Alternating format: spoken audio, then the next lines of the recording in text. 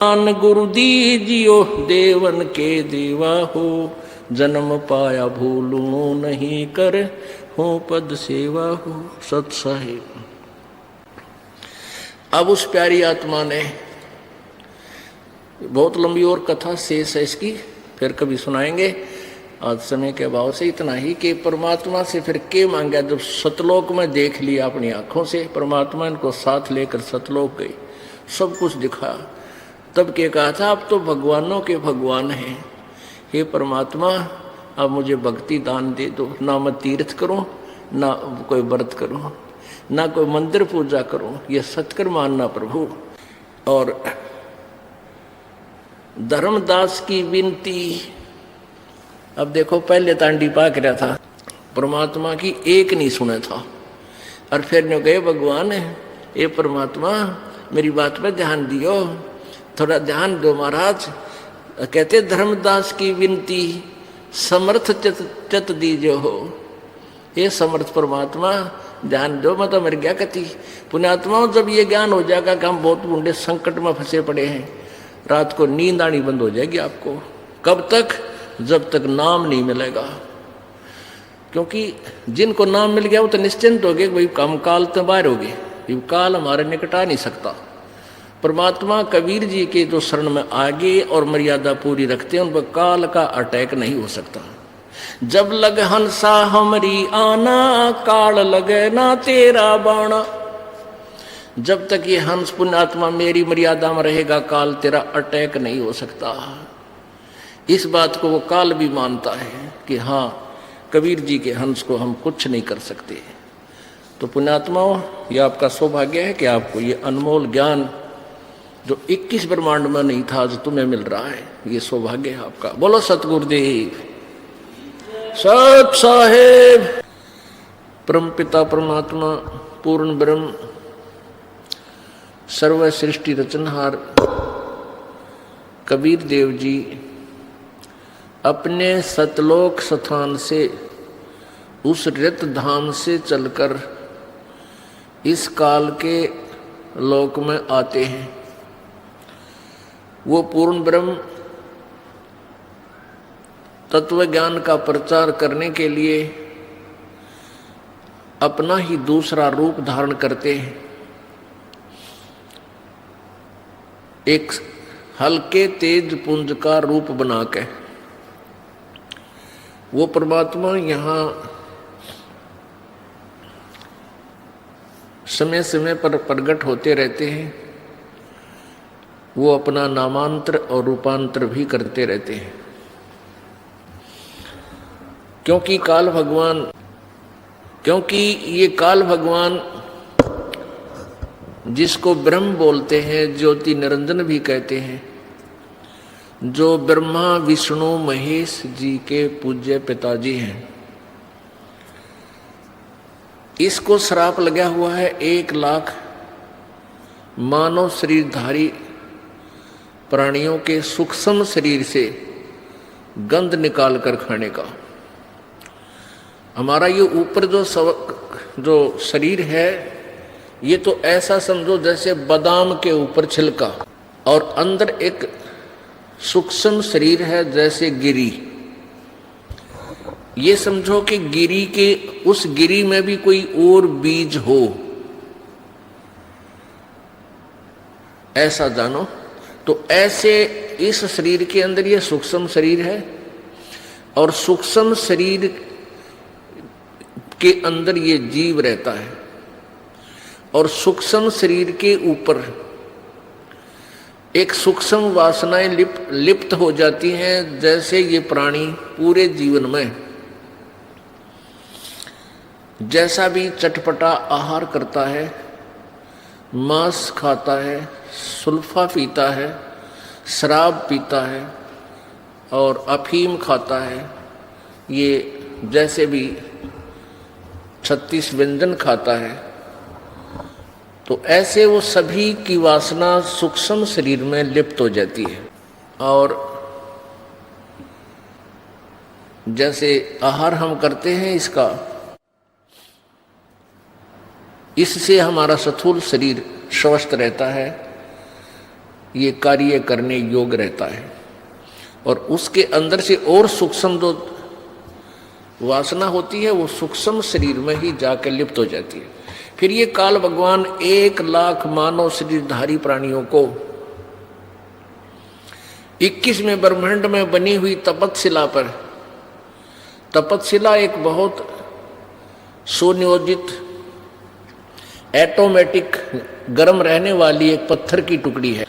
जैसे तई होती है, तवी, एक बड़ी तई होती है, उसको उल्टा रख के और रोटियां बनाते हैं, उसको समझो सुल्टा कर ले ऐसे।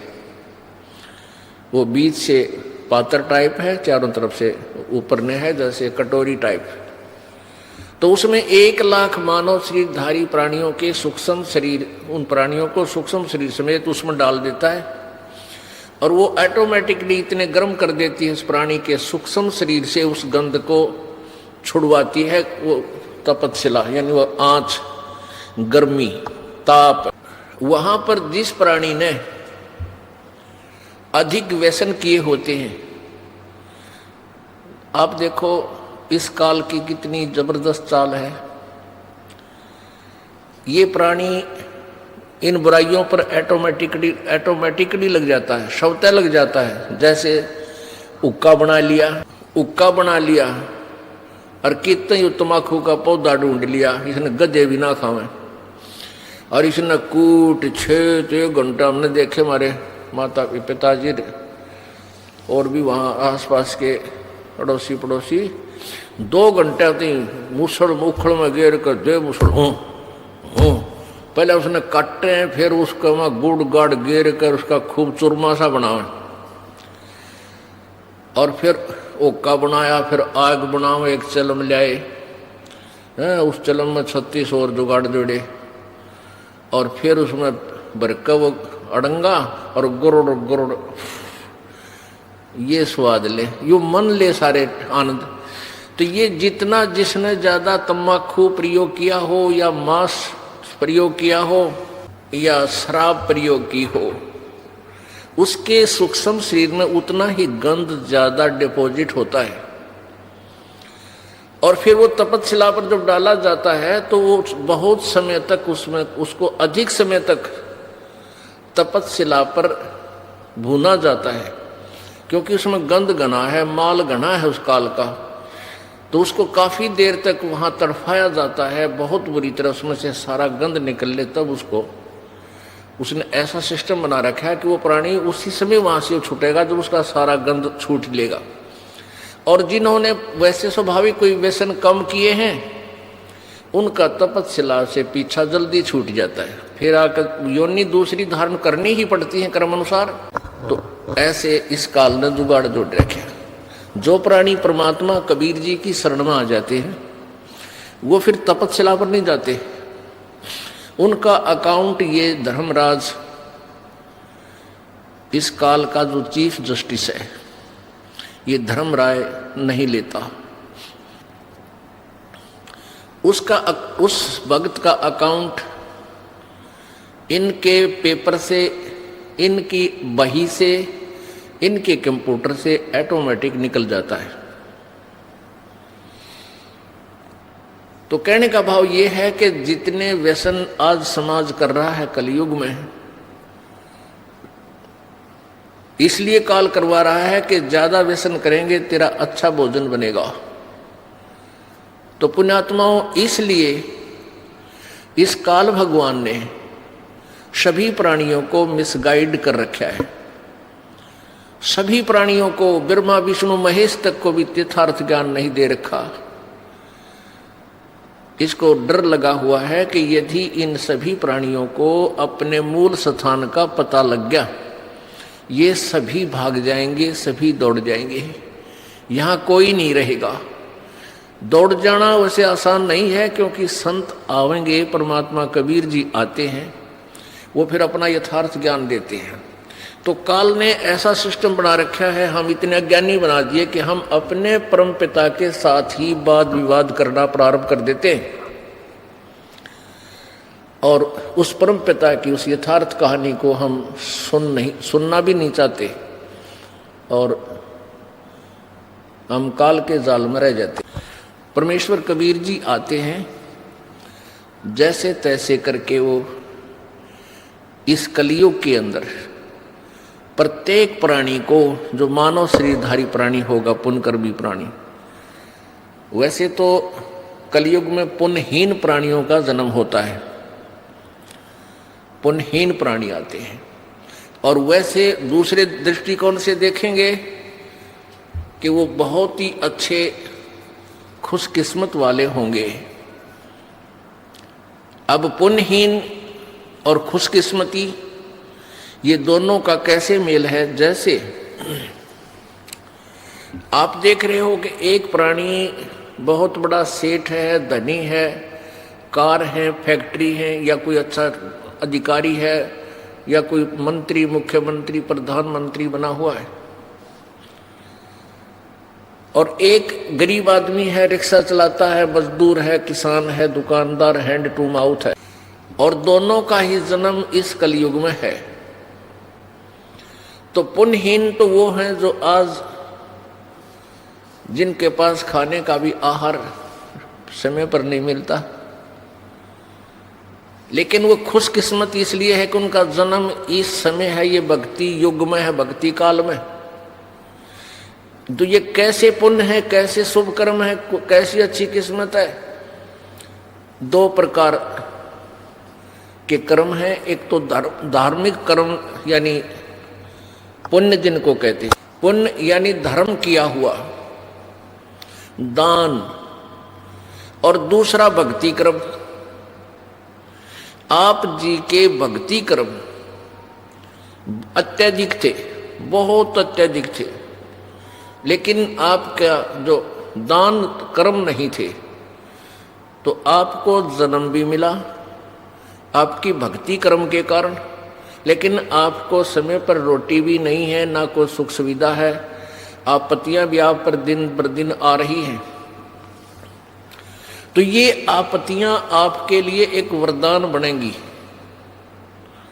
ये लीला मालिक की है, आप नहीं समझ सकते। और दास आपको अगर सीधा सा उदाहरण बताना चाहेगा तो आप ना समझ कर बल्कि दुख मान जाओगे। इसलिए बहुत समय में जाकर के आपको वो सच्चाई से परिचित करा जाएगा, तो आपके ऊपर ये वरदान बनेगा। इसलिए आप पुण्यकर्मी प्राणी भी हैं और पुण्यहीन, आप शुभ अच्छी किस्मत वाले भी हो और पुण्यहीन भी हो। वो पुण्यहीनता के कारण आपके ऊपर आपत्तियां आवेंगी, और उन आपत्तियों के निवारण के लिए आप इधर उधर भटकोगे, कोई माता पे, कोई मसाणी में, कोई गुरुद्वारे में, कोई मंदिर, कोई मस्जिद में, लेकिन वहां आपको कोई राहत मिलने वाली नहीं है, मिल ही नहीं सकती। क्योंकि सतयुग त्रेता द्वापर में, सतयुग त्रेता द्वापर में कबीर परमेश्वर जी ने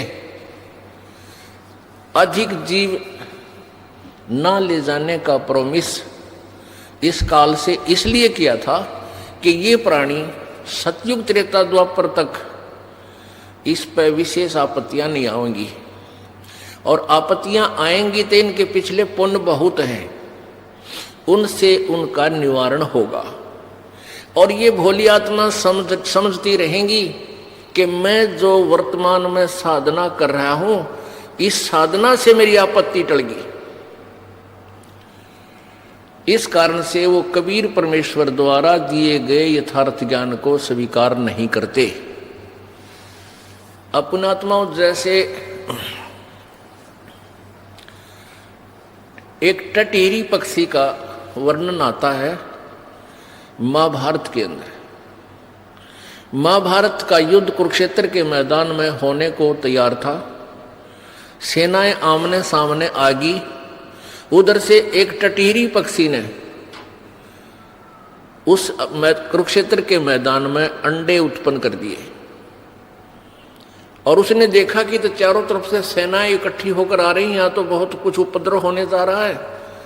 तब उसने परमपिता परमात्मा से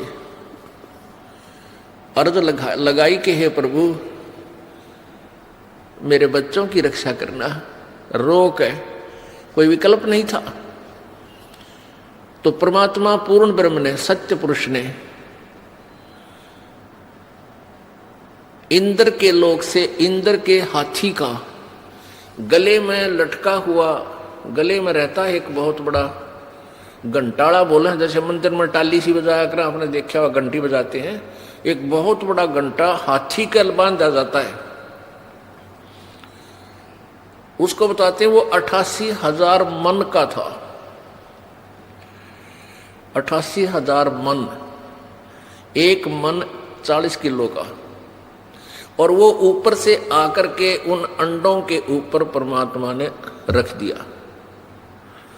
महाभारत हो गया, अग्नि बाण चले और 18 करोड़ आदमी मारे गए, लेकिन टटीरी के अंडों के आंच नहीं आन दी परमात्मा ने। अब पुण्यात्माओं, उस पक्षी जीवन में वो टटीरी किसी इष्ट की पूजा नहीं करती थी और फिर भी उसकी रक्षा कर दी। तो वो जब मनुष्य शरीर में थी, किसी जन्म में वो कबीर परमेश्वर के चरणों में रही थी वो आत्मा, और उसकी पुण्य चलते चलते मनुष्य जीवन भी एंड हो गया। अब पक्षी जीवन में भी आकर के उसके कुछ ऐसे पुण्य शेष थे जो प्रभु ने उसकी रक्षा कर दी।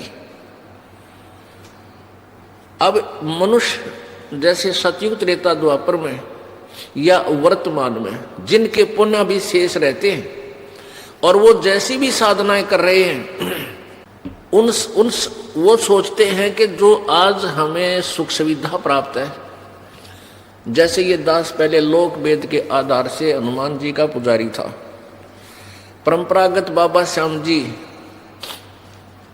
की पूजा भी थी, वो भी करते थे।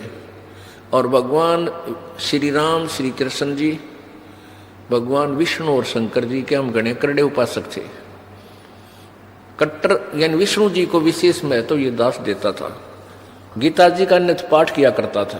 तो हम हमारे जैसे भी हमें कोई सुविधा हुई, जैसे हम क्लास में पास, स्कूल विद्यालय में पास होते थे, तो हमारा क्रेडिट हमारे भगवान श्री कृष्ण विष्णु जी में, दादा श्याम जी में, हनुमान जी में जाता था। फिर नौकरी प्राप्त हुई तो उसका क्रेडिट भी हमारे इन्हीं इष्ट को जाता था। फिर संतान हुई, पुत्र पुत्रियां हुई, तो हम ये सोच रहे थे कि ये सब सुविधाएं हमारी इन पूजाओं से हैं जो हम वर्तमान में कर रहे हैं। मंगलवार के व्रत हैं और गीता जी के पाठ थे और जन्माष्टमी को व्रत रखा करते थे। तो अब ये पता चला कि ये हमारे पूर्व संस्कारों का प्रतिफल हमें मिल रहा था। वर्तमान की जो साधना थी वो सारी शास्त्र विरुद्ध थी, उनसे कोई भी लाभ हमें होने वाला नहीं था। लेकिन जब तक हमारे पुण्य चलते हैं तब तक हम यही सोच रहे होते हैं कि जो हम क्रिया कर रहे हैं बिल्कुल ओके है, और कोई दूसरा समझाने की चेष्टा करता है उसके कान्ना पर घटाड़ देते हैं कि नहीं नहीं आप गलत कह रहे हो। पुण्यात्माओं, ये दास आपको बहुत बार बताता है कि जो पुण्यकर्मी प्राणी होते हैं उनको भक्ति जिनकी अच्छी होती है, पुण्यकर्मी प्राणी होते हैं, उनको परमात्मा की चाह बनी रहती है। दो प्रकार से मानव शरीर प्राप्त होता है, दो प्रकार से मानव शरीर प्राप्त होता है। एक तो टर्न वाइज, क्योंकि काल भगवान को कबीर परमेश्वर जी ने श्राप दे रखा है कि तू 1 लाख मानव शरीरधारी प्राणियों का आहार करेगा और 1.25 लाख की उत्पत्ति किया करेगा। जिस कारण से ये विवश हो गया हमें मानव शरीर देने के, नहीं तो ये मानव शरीर भी नहीं देता। ये इतना जालिम है, ये इतना धोखेबाज है, ये हमें मनुष्य शरीर देता ही नहीं कि इनको पता ना लग जाए। और परमेश्वर को ये मालूम था कि इनको मानव शरीर मिलेगा तो मैं जा कर के किसी ना किसी रूप में अपनी प्यारी आत्माओं को अपना रहस्य बता दूंगा। तो ये काल जो है, 2 प्रकार से मनुष्य जीवन मिलता है। एक तो टर्न वाइज, एक ऐसा विधान बना रखा प्रभु ने कि एक प्राणी जैसे मनुष्य शरीर प्राप्त है, भक्ति की नहीं, तो 84 लाख प्रकार की योनियों के कष्टों को भोगने के उपरांत एक टर्न वाइज एक मानव शरीर अवश्य दिया जाएगा उसको। यदि उसमें भी वो भक्ति नहीं करता है तो फिर इसी 1,84 के कोल्लू में हरट के कुएं में फिर डाल दिया जाता है। और दूसरे वो व्यक्ति होते हैं जो कभी कबीर परमेश्वर जी की शरण में रहे हैं। जैसे आज से 600 वर्ष पहले परमेश्वर कबीर देव जी आए थे, उस समय परमेश्वर कबीर जी के 64 लाख अनुयायी हो गए थे, शिष्य हुए थे 64 लाख। आज से 600 वर्ष पहले भारत की आबादी कितनी होगी, जनसंख्या? मुश्किल से 4 करोड़, इंक्लूडिंग अफगानिस्तान, पाकिस्तान, बलूचिस्तान, इराक तक और गजनवी तक ये भारत ही था। और सारी मिलाकर 4 करोड़ आबादी या जनसंख्या नहीं थी। और उस 4 करोड़ जनसंख्या में से 64 लाख से सो जाना, ये कोई बालकों का खेल नहीं था, जिसमें हिंदू और मुसलमान दोनों इंक्लूड थे। ये परमपिता परमात्मा की समर्थता का उस समय भी प्रमाण था। लेकिन हम इतने बालक हैं, अबोध हैं, हम इन नकली संतों ऋषियों के पीछे इतने लग पिट्ठू हो गए, उस परमात्मा की एक नहीं सुनते।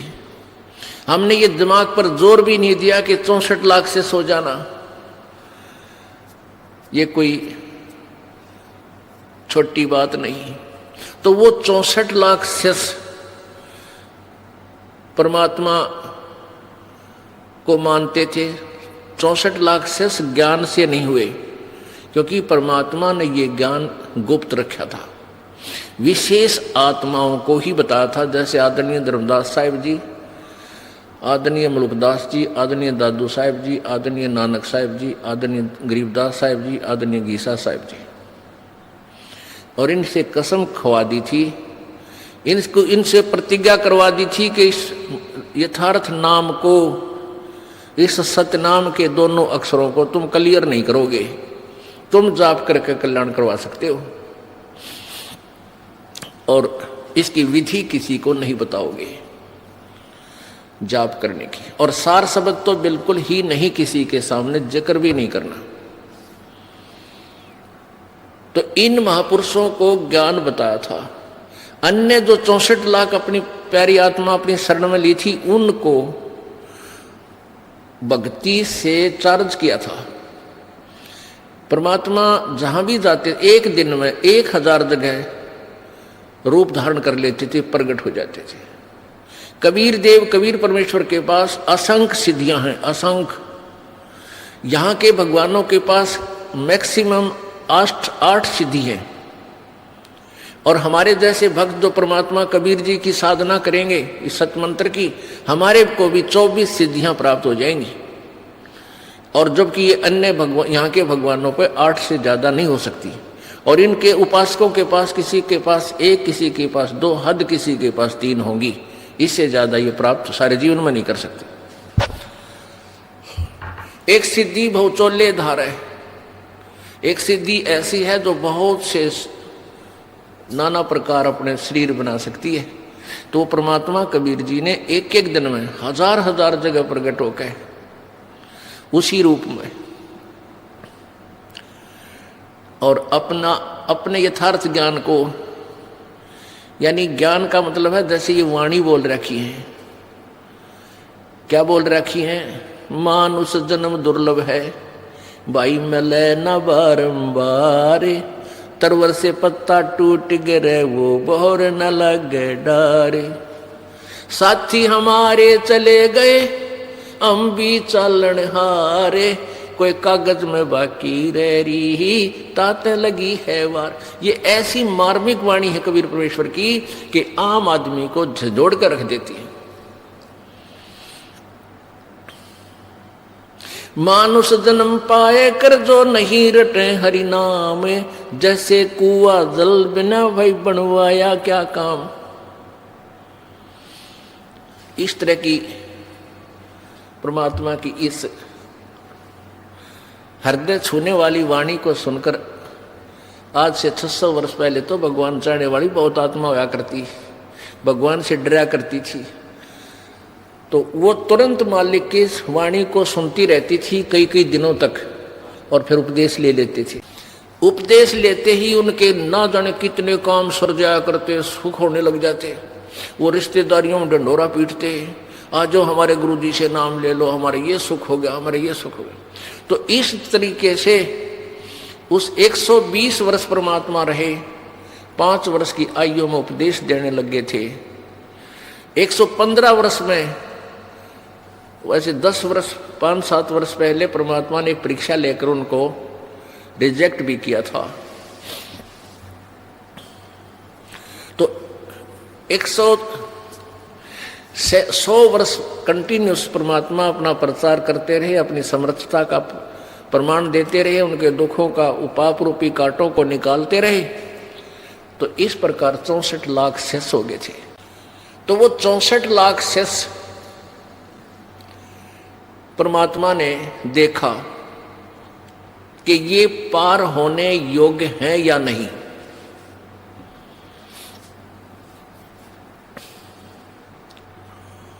अपने आत्माओं, परमात्मा क्या बताना चाहते हैं कबीर जी? भाई ज्ञान संपूर्ण होया नहीं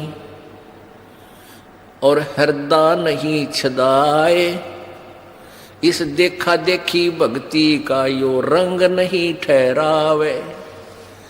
ज्ञान संपूर्ण होया नहीं और दिल में जगह बनी नहीं, हृदय नहीं छदाए, यानी हृदय में या कसक नहीं लागी। जैसे कल एक आपने वाणी सुनी थी, लागी का मार्ग और है, लागे चोट कालजा करके। कालजा करके माने कलेजे में करक बने, दर्द बने भगवान का, एक एक वाणी अंदर जाके जख्म बनावा आपके, और आपकी इतनी तरफ बने परमात्मा में। कबीर जी कहते हैं, कबीर वैद बुलाइया पकड़ के देखी माँ, वैद न वेदन जान ही मेरे कर्क कलेजे माँ। यानी जो भक्त होगा उसकी क्या स्थिति बन जाती है, परमात्मा की ये वाणी झंझोड़ कर रख देती है, और दिन रात अपना दैनिक काम करता हुआ भी उन्मुन सा रहता है, जैसे इसका कि मैं खो गया हो, ना कभी विशेष हंसता, ना गणे गप्पे मारता। तो ऐसे व्यक्ति को घर वाले चिंतित हो जाते हैं उसको देखकर। वो सोचते हैं इसका कोई भयंकर बीमारी होगी, ना यूँ बोलता ना किसी बात करता, अकेला बैठा रहता है। तो परमात्मा अपने ऊपर ही सब उदाहरण देते हैं। आप पे आरती, आप पे साजे, आप पे किंगर, आप पे बाजे, आप पे ताल झां जनकारा, आप नचे आप देखन हारा। कहे कबीर ऐसी आरती गाऊं, आप पा मध्य आप सुनाऊं। अपने ऊपर उदाहरण देकर हमें समझाते हैं।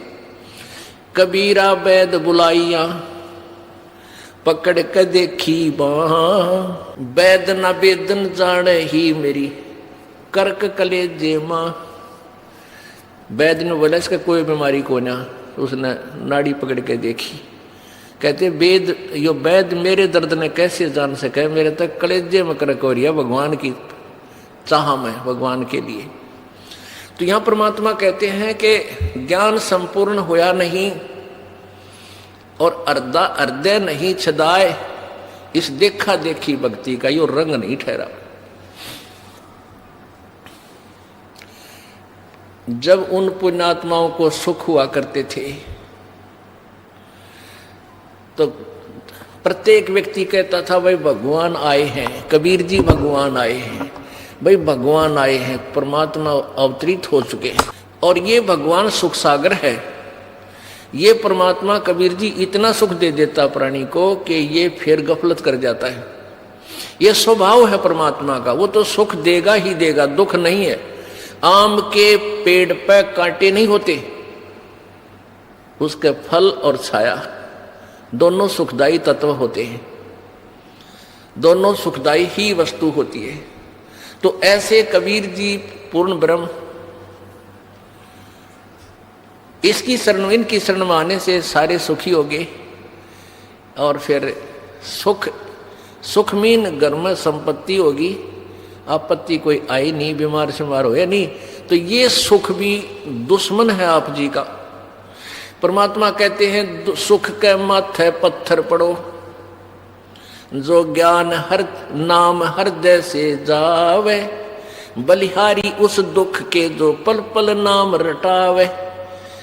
कबीर परमेश्वर जी कहते हैं, उदाहरण देते हैं कि आग लगे से सुख के, जिस तक भगवान की भूल पड़े, और हे बलिहारी इस दुख के, हे परमात्मा ऐसा दुख दिए रखना जिसे तेरी याद बनी रहे, ऐसा सुखी भी ना करना, इस काल के जाल में फिर फंस जाऊं। एक दिन परमात्मा कबीर जी कहीं सत्संग कर रहे थे, रात का समय, गर्मी का मौसम, और वहीं साथ में किसी एक काशी की सुप्रसिद्ध वैश्या का गणिका का मकान था।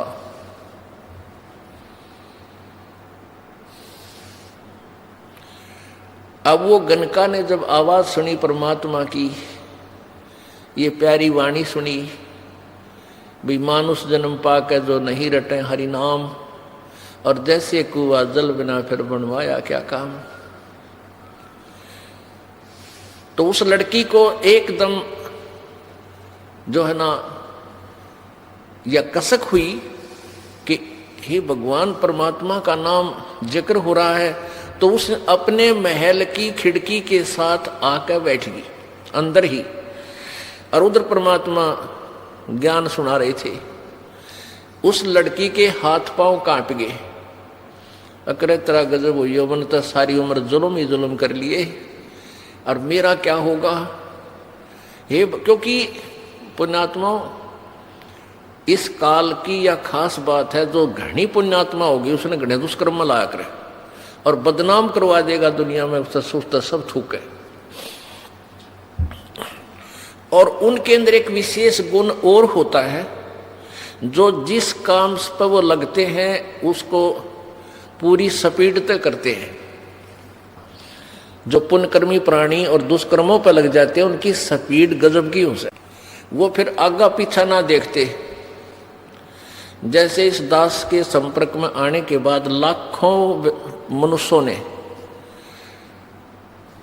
शराब छोड़ दी, और वो एक नंबर के शराबी थे, घर में भी कहर तारे और गांव में बदनाम, और डेली शराब पीनी, रोज को बंद करनी।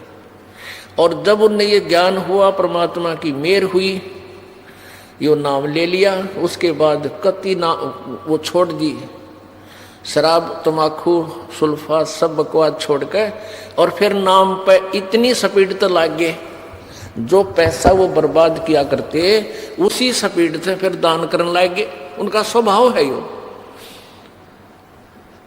तो लोग पहले तो न्यों क्या करते, यो शराब पी कर नाश करेगा, कर दिया इसने घर का नाश। और फिर इस दास की शरण में आए तो वो रोज सत्संग में आवे, क्योंकि अनमोल ज्ञान, फिर आपत्ति टले। तो अनजान व्यक्ति जो भगवान के विधान से परिचित नहीं है, वो ऐसे कहने लगे, यो तो भाई नाश से करेगा, इसने तो अपना नाश ही करना, पहले शराब में करे था, इब सत्संग में जा है, तीसरा दिन वहां दान कर कावनों को पाठ करा दिया 4000 रुपया का, यो तो नाश से करेगा। अब वो ना सुना करते किससे की, जब तक वो शराब पियों थे, जब भी नहीं सुनते थे। अरे उनको पता है कि हम तो दोनों हाथों से बो रहे हैं बीज भविष्य का, तो फिर वो इस मार्ग पर भी इतनी स्पीड तो लगते हैं। और आज वो कति सुखी, हर तरह से सुख हो गए। अब उनके सुखों ने देख के दुनिया टूट कर पड़ेगी। अब देख लेना, जो भक्त आज से 10-15 वर्ष 8 वर्ष से इस मार्ग पर लग रहे हैं और सीधी नीत से लग रहे हैं, जो कभी लग गया कभी छोड़ गए, उनको थोड़ा समय लगेगा वो स्थिति रिकवर करने में। जो कंटिन्यूस लग रहे हैं, बिल्कुल डगमग नहीं हुए हैं, आज उनका वो सुख दे दिया परमात्मा ने, सारा आसपास का क्षेत्र अचंभित है। तो आपके सुखों को देख कर ये माता पूजनीय, ये भैरव भूत पूजनीय, ये मंदिरा में टाल बजानिए, सारे आओगे, आप देख लेना। तो उस लड़की ने, उस वैश्या ने, गणिका ने सोचा भाई अब क्या करूं। अब क्या करूं, मैंने तो जीवन खराब कर दिया, ये अनमोल जीवन, कितनी कीमत बताई संत ने। तो उसने सोचा भी समाधान भी इन्हीं के पास हो सकता है, जो रोग बता रहा है तो दवाई भी जानता होगा। तो नीचे उतराई वह लड़की अपने मकान से बाहर आकर और करबद्ध खड़ी होगी गुरुदेव के सामने। उस लड़की के को आए हुए देखकर वहां श्रोता जन जो थे 100, 200, 400, उन्होंने देख लिया ये तो वैसे आ गई। उनमें से 2-4 खड़े हुए कहने लगे तू भाग जा यहां से, भाग जा यहां से, निकल जा, तू बदनाम औरत है। परमात्मा कबीर जी कहने लगे भी क्या बात है, कहने लगे वो शिष्य कहने लगे जी यह तो बहुत निकम्मी लड़की, बदनाम औरत है, इसको तो यहाँ आगे तो दुनिया जो है ना हमें पता नहीं क्या क्या कहेगी। परमात्मा बोले बैठ जा, आजा बेटी इधर आ, हाँ क्या कहना चाहती है। उसने बताया कि परमेश्वर हे गुरुदेव, आज मैंने आपका सत्संग सुना और ये सामने मेरा मकान है और मैं वैश्या हूँ। परमात्मा आज तक मुझे कोई ये ज्ञान बतानिया नहीं मिला, आज मेरी आत्मा कांप रही है, क्या मेरे जैसी दुष्टा का भी उद्धार हो सकता है। परमात्मा बोले बेटा, नौका का स्वभाव होता है जल दरिया से पार करने का, उसमें घास धरो चाहे पत्थर वो पार करके छोड़ा करती है, फूस धरो चाहे पत्थर, चाहे उसमें रुई धरो यानी हल्का पदार्थ या भारी रखो, बेटा वो पार कर दिया करता है। हमारे पास एक ऐसा नाम रूपी मंत्र है, उस नौका में आपको बैठा देंगे, पार हो जाएगी। यानी कितना ही खराब कपड़ा हो, साबुन और जल के योग से स्वच्छ हो जाता है। अपनात्मा परमात्मा की वाणी है, भाई कुष्टी होवे संत बंदगी कीजिए, हो वैश्या के विश्वास चरण चित दीजिए। क्या बताते हैं कि कोई साधु संत, कोई भक्त, यदि उसको कोई रोग है, कोढ़ लग रहा, कोढ़ एक घृणित रोग होता है, और उस कहते हैं जब वो कोढ़ भी लग रहा किसी भगत का, उसका नफरत मत करिए, उसको प्रणाम करिए, सच्चाई बोलिए, प्यार दिए उसको, क्योंकि वो भक्त है, वो भक्ति कर रहा है। उसकी आत्मा को ठेस पहुंचाने से आपको हानि गनी हो जाएगी। और वैश्या के विश्वास चरण चित दीजिए। यदि गणिका बहन और उसको भी परमात्मा का विश्वास है, भगवान को चाहने वाली है, उससे नफरत मत करना, उसको एक साधु संत भक्त भाई बहन की तरह डील करना। उससे नफरत करोगे तो वो आएगी नहीं, सत्संग में नहीं आएगी तो वो स्वच्छ कैसे होगा। मान लो कोई डाकू है, चोर है, शराब पीता है, तम्बाकू प्रयोग करता है, वो सत्संग के वचन नहीं सुनेगा तो उसको पता कैसे चलेगा ये इतना अवगुण है। और सत्संग रूपी जल में वो आएंगे तो वो साफ होंगे। तो परमात्मा ने बहुत लंबा चौड़ा प्रवचन किया वहां उन उपस्थित भक्तों को समझाने के लिए, और कहा बेटी तू उपदेश ले सकती है लेकिन ये दुष्कर्म छोड़ना पड़ेगा। वो कहने लगी पिता गुरुदेव आज से ही, कल से ये ताला लॉक लग जाएगा इस घर का, यानी आपकी बेटी ये गलत काम नहीं करेगी। तो परमात्मा बोला बेटी नाम ले लिए, उपदेश ले और वहां आ जाना। यानी 2-3 सत्संगों में उसको वैसे बुलाया, नाम नहीं दिया कि कहीं या ऊपर ले मन तक कहती और फिर सारी गलती करें जावे। तो तीसरे चौथे सत्संग में वो आती रही, ज्ञान सुनती रही, और उधर से उसने वो सारा दुष्कर्म बंद कर दिया। हमारे समाज की एक और विशेषता है कि उस जीवन में उसकी वह फीत तारा ना कर दे, जो पहले वो गलती करता है, वह लड़का है या कोई चोर है तो चोर भी उसने फिर भी नहीं कहेंगे वो फलाना चोरा का चोर, और उसको फिर भी गणका ही बोल रहे थे जबकि उसने सारे दुष्कर्म त्याग दिए थे। अब वो लड़की मालिक के चरणों में आई, उपदेश ले लिया और फिर वो प्रत्येक सत्संग में आने लगी। जहां भी सत्संग हो वहीं पहुंचे, और जो भी उसके पास था वो कोड कुमार रखा था, धन सारा भगवान के चरणों में लाकर रख दे, प्रभु सतगुरु उसके भंडारा करवा दे, धर्म पर लगा दे। तो पुण्यात्मा, हमने सत्संग में बहुत विवेक से रहना पड़ता है, रहना चाहिए, अपनी नहीं चलानी चाहिए। संत के प्रवचनों पर विचार करना चाहिए, ये क्या कहना चाह रहे हैं। हम अपनी सोच से हम परिचित, हम कितने विद्वान हैं, कितने हम समझदार हैं, हम तो सारे खोटे कर्म कर सकते हैं, शुभ नहीं हो सकता हमारे से। और करना चाहोगे तो काल होने दे नहीं। हम चाहेंगे दान करना, मन माना कि बीमारी पर लगा दे पैसे, जब भगवान का सहारा ना होता है। ये 2 पैसे दान भी आप प्रभु की आड़ में बैठ के कर पा रहे हो। आपकी 100 आपत्तियों को टालकर आपको प्रेरणा देता है, बेटा दान कर, तेरी जान बचेगी।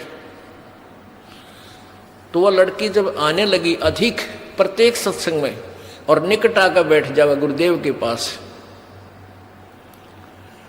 तो सत्संग में जो विवेकहीन प्राणी होते हैं वो पता नहीं क्या क्या दोष लगाने लगे गुरुदेव के ऊपर भी। तो ऐसे दोष रखने वाले तो वो गुरुद्रोही बन जाते हैं। ये होते हैं 2, 4, 10, 20 ही हैं। और दूसरों को उन्होंने सुरसुर शुरू कर दी, भाई बात अच्छी नहीं। अपने सत्संग में एक वैश्या आती है, भाई आसपास के नगर निवासी कहते हैं, भाई तुम तो बदनाम औरत को रखते हो, वहाँ तक गंदी औरतें जाती हैं, हम अपनी बहन बेटियों को वहाँ नहीं जाने देंगे। यानी वो सत्संग में आने वाले गुरु जी के अनुयायी इस तरह की अपनी अपनी अटकल लाने लगे। उन्होंने कहा भी गुरु जी से कहना ही पड़ेगा एक दिन। उन्होंने कहा गुरुदेव ये लड़की, गुरुदेव को तो कहा नहीं, उस लड़की को धमकाने लग गए फिर कि तू मत आया कर यहाँ पर, तूने सारा माहौल खराब कर दिया, आसपास के लोग ताने देते हैं। तो उस लड़की ने गुरुदेव से कहा, गुरुदेव ए महाराज जी, अब मैं कहाँ जाऊं, मुझे रास्ता बताओ प्रभु। परमेश्वर कबीर जी ने कहा, क्या बात बेटी, कि यहाँ सत्संग में आती हूँ तो कुछ भक्तजन मुझे यहाँ आने से रोकते हैं, परेशान करते हैं कि तू बदनाम औरत है, तेने माहौल खराब कर दिया। परमात्मा बोले तू डेली आया कर बेटी, और मेरे निकट बैठा कर, यहाँ आकर कोई बोला मुझे बताना। उसने तो उस समय तो वो नहीं बोले, चुप हो गए। लेकिन धीरे धीरे ऐसा पूरी संगत में हो गया, भाई गुरु जी का तो दिमाग ठीक रहा को ना, भगवान का। अरे निकम्यो, जब थारा सो सुख दिए जब तो भगवान थे, अरे ईब अपनी गंदी सोच से तुमने उनको क्या जान लिया, क्या बना लिया। अब परमात्मा ने देखा भी इनको देखता हूं, ये मेरे कितने भगत हैं, ये मुझे कितना समझा है इन्होंने। पुण्यात्मा परमात्मा क्या बताते हैं, भाई गुरु मानुष कर जानते, ते नर कहिए अंध, ओए दुखी संसार में आगे यम के फंदे। गुरु को जी को हम अपने जैसा समझते हैं, अपने जैसे थे तो तुम्हारे पहले आप पर सुख क्यों ना होगे भाई। वह परमात्मा क्या कहते हैं, पर्वत पर्वत में फिरा कारण अपने राम, राम जैसे संत मिले जिन सारे सब काम। परमात्मा की तलाश में ना जाने कहाँ कहाँ भटक रहे थे, परमात्मा बता रहे अपने ऊपर उदाहरण दे के। और जब परमात्मा जैसे संत मिल गए, उन्हें सारे सुख दे दिए, तो भगवान है वो। तो परमात्मा कबीर जी ने सोचा लाइन की फड़क काट दूं सारी है। एक बैल जो है, एक ऐसा बैल था, कहीं भी थोड़ा सा भी खुड़का दुड़का हो जा, वो रस्सा तोड़ा जा और कूद और बिगन तार दे, नाक में दम दे कर रहा था किसान का। एक दिन उस गांव में एक बैलगाड़ी के ऊपर एक माता का मंदिर सा बनाकर पैसे मांगता अंडा था। और ऊपर लगा रखा स्पीकर, नीचे उस मंदिर से मिला रखा उसने वो एम्पलीफायर। वो किसान बोला, भाई एक दिन तू मेरे बैल ने इस तेरी इस माताले इसमें जोड़ ले। हाँ, वो जकरत कर रहा था, भाई यो बैल बदल ले तू मेरे साथ। वो कहने लगा किसान, वो माता का जो माता का ड्रामा कर रहा था, मांगता अंडा था बीच में मूर्ति रखा। वो बोला, भाई तू मैंने बेच ले इसने। अब वो दुखी हो रहा था किसान, उसने उसको सस्ता सा दे दिया। तो उसने क्या किया, वो अपना बैल तक खोल कर बांध दिया घर ने, और वो जोड़ दिया उसका जगह पर, और ऊपर ला दिया स्पीकर और एम्पलीफायर से सारे दिन चलाया। वो थोड़ी देर नाच कूद और टिक गया, फिर न्यू खड़ा हो गया। और वो स्पीकर उसके कान्ना में सारा दिन लाए रखा उसने, अगले छतरी सारी फड़क काट दूं। तो परमात्मा ने सोचा कि ये सुर सुर सुर कर रहे हैं भाई, गुरुजी तो ऐसे हो गए, अगर गुरुजी हैं वैसा को लाने लगे, बुलाने लगे। और परमात्मा और भी लीला की। सत्संग के बाद उस बेटी के घर पे भी जान लाएगी शाम ने, यानी दिन में जैसे अपना दिन से कार्य से फारिग हुए, शाम के समय उस गणका के उस बेटी के उमंग को देख कर, उसकी जिज्ञासा को देखकर उसके आंगन में उनके घर जान लगे और उसको ज्ञान समझाने लगे बेटी को कि बेटा ये भगवान का मार्ग है, दुनिया कुछ भी कहे अपना भक्ति कर परमात्मा के मार्ग पे। परमात्मा के इस भक्ति में ये गुण है कि आपके सर्व पापों का नाश कर देगी और किसी की ना सुनना।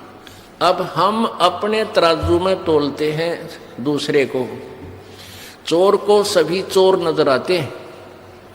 एक चोर एक नेक आदमी के घर पर रुक गया और उस नेक व्यक्ति ने अतिथि जानकर अपने घर के बीच में, सर्दियों के दिन थे, बिल्कुल जैसे आप सभी सो रहे थे वहीं उसको सुला दिया, खाना खिला दिया। अब वो नेक आदमी तो सो गया अपना तान के, और वो चोर जग गया। उसने रात ने उस नेक आदमी के 200 रुपये निकाले और खेंदे सी गया। एक चोर के घर पे एक रास्ते चलता कोई नेक आदमी रुक गया। अब चोर ने रोकते लिया, वो पहले उसकी जेब टिटोड़ी, उसमें केवल तमाकू पाया, कुछ नहीं पाया, पैसे नहीं थे, राह चलता आदमी बेचारा गरीब था।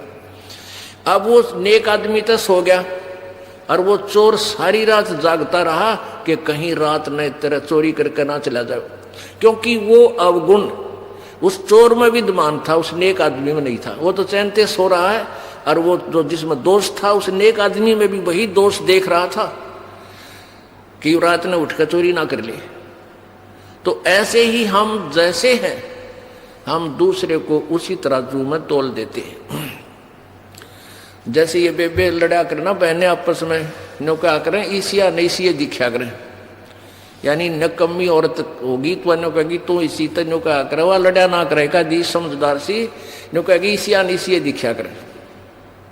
तो जिसे ये इंसान होगा उसने वैसा ही दूसरा दिखाई देगा, उसका अपना अंतःकरण उसमें झांक रहा है। अब वहां जान लग गए तो संगत में और ज्यादा बिजली गिर गई और सब जगह ये चर्चा का विषय बन गया। भाई महाराज जी तो बुढ़ापे में, दिमाग खराब हो गया महाराज जी का तो है, और बहुत गलत हो गया। तो परमात्मा ने सोचा लेन की माताले बैल की तरह नकती है, सारे दिन स्पीकर बजा दो। अब जो सीधे होने होंगे वो हो जाएंगे, ना होंगे तो चल जाएंगे। इनका मैं गाड़ूंगा क्या करूंगा जब इन अपने गुरु पर विश्वास नहीं। ये कहाँ फिर सतलोक जाने योग्य है। अब उनका एक खास शेष, विशेष शेष और मित्र रविदास जी थे।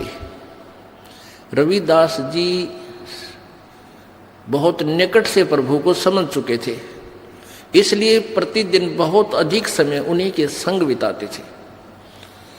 तो रविदास जी से कहा कि रविदास जा एक हाथी किराए पे लिया और एक दिन का किराया दे दिया उसने, और कह दिया भाई हम आप हाँकांगे हाथी ने, आप पीलवान बन जाना ड्राइवर। और ठीक है। अब रविदास जी ने आज्ञा का पालन किया। रुपया 8 जो में 1 दिन का किराया था वो अच्छी किराए पे ले आया। अब कबीर परमात्मा ने कहा उस लड़की से, वैसा उस बेटी से, क्योंकि गनका नहीं रही थी, समाज फिर भी उसको गनका ही सोच रहा था। कहा बेटी आज तू हर बढ़िया गहने पैर और सुंदर श्रृंगार हार करके मेरे साथ चल। अब उस लड़की ने कहा ठीक है पिताजी, जो आपकी आज्ञा। गुरु जी की आज्ञा का पालन करना अति अनिवार्य होता है। तो उस लड़की ने सारा अपना सुंदर कपड़े पहन पून कर सारा मेकअप कर लिया। और परमेश्वर कबीर जी ने क्या किया कि एक गंगा जल भर लिया शीशी में। और हाथी, जैसे हाथी के को ड्राइवर तो कर रहा था, ड्राइविंग तो कर रहा था रविदास जी। और उसके बाद में वह लड़की बिठा ली हाथी पर और पिछली साइड में आप बैठ गए और लड़की के कंधे पर हाथ रख ली। और एक हाथ में वह बोतल, दो देसी शराब दिखे थी, हाथ से काटी हुई, उस बोतल ऐसे मुंह कला के 2-4 घूंट पर न्यू करें और उस लड़की के हाथ कंधे पे। और परमेश्वर ने कहा कि रविदास उस अच्छे उस बड़े बाजार में का निकाल दिया अच्छी ने, सारे ही फड़क निकल जा, काशी वाले की भी। अब ऐसा ही किया, जो घनी अच्छी दुकान थी, बड़ा बाजार था, उसके माँ के और वो दोनों संत और वह बेटी चल रहे हैं। अब जोन सा भी देखे नो करे यूं क्यों सांग हो रहा है, नो कहो दानक सब जुलाया कबीर। अरे हम तो पहले कहा करते भाई बिजली गिरेगी उड़े, गंदी औरतें जाती हैं। देखा पार्ट की पुलिस की सरेआम शराब पी के, इसने पता नहीं तू कहाँ घूम रहा है। इनके तो भाई सत्संग में भी ये जुल्म होया करते, हम पहले कहा करते थे। अब वो बुला लिया उन चेलों को। कुछ ऐसे भक्त होते हैं उस समय, और अच्छी आत्माएं भी थी, वो घनी सी ध्यान नहीं दिया करते बकवाद्या पर। हालांकि मैक्सिमम संगत के अंदर अटपट होगी थी, वह फिर भी उस समय तक विशेष प्रभावित नहीं थे। तो उनको लाओ बुला के दूसरे लोग क्या जा तो क्या करता, भगवान आ रहा है, आज तेरे भगवान ने दिखावा के जुल्म कर दिया। ऐसा सरेआम तो कोई भी ना करा करे, वैश्यावर्ती करता जा रहा है। अब वो भगत आओ बाजे और देखें वो बैठे तुम्हारे गुरु जी, तो न्यो कहें मैं तो 1 दिन गया था, बस मैं ना जाया करता उड़े। यानी वो जो कति जिनके इतने सुख दे रखे थे, वो समाज तो डर के अब भगवान पर अविश्वास करके और परमात्मा से विमुख हो गए। 64 लाख में से 2 अर्जुन और सरजुन नाम के ये 2 शेष बचे थे। ये कहीं बाहर गए हुए थे, मक्का मदीना की सैर सपट्टे को। वो वापस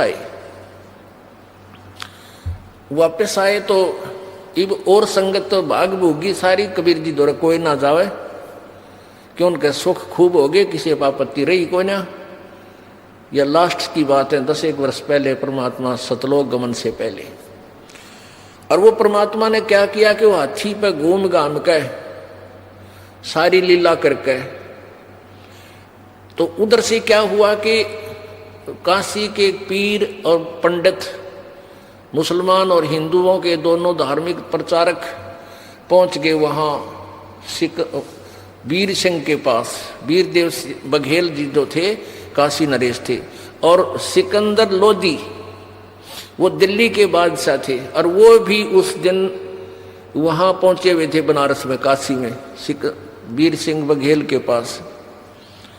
और परमात्मा भी उस दिन छेड़ा करते जिस दिन सिकंदर लोधी आ रहा हो, कि इनका फड़क ना रह जा, मुसलमान ना कहे कि सिकंदर लोधी होता तो न्यू कर दे। वो सिकंदर लोधी भी आ रहा था, दिल्ली का बादशाह, वो सम्राट था पूरे भारतवर्ष का एकमात्र शासक। और वीर सिंह बघेल ये समझो छोटे मोटे नवाब और नरेश थे उसके अंतर्गत।